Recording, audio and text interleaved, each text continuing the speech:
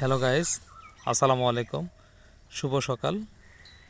দেখুন, আমাদের আটঘরিয়াতেই প্রচুর পরিমাণে সরিষা হয়েছে এবং এই সরিষাটা দেখেন ফুলটা ঝরে যাওয়ার পরে প্রচুর পরিমাণে সরিষা হচ্ছে।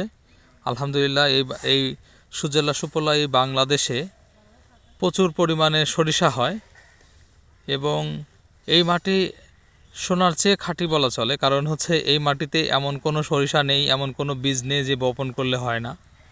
দেখেন আলহামদুলিল্লাহ প্রচুর পরিমাণে সরিষা হয়েছে এবং কৃষক যদি সঠিক সময় সঠিকভাবে এই সরিষাগুলো তুলতে পারে, আলহামদুলিল্লাহ প্রচুর পরিমাণে লাভজনক হবে এবং গাছও যেমন সুন্দর এবং প্রত্যেকটা গাছের বীজগুলো প্রচুর পরিমাণে সুন্দর হয়েছে। আলহামদুলিল্লাহ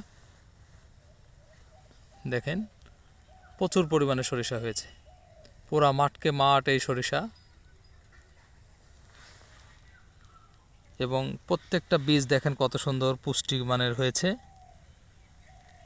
কৃষক তার অক্লান্ত পরিশ্রম করে ফসলগুলো উৎপাদনের জন্য মাঠে থাকে এবং সমস্ত এই সরিষা থেকে তারা এখান থেকে বীজ উৎপাদন করে, এখান থেকে সরিষার থেকে তেল হয়। এই তেল বিভিন্নভাবে তারা নিজেরা ব্যবহার করে এবং তারা বিভিন্নভাবে বাজারজাত করে। আজ এই পর্যন্তই। আসসালামু আলাইকুম।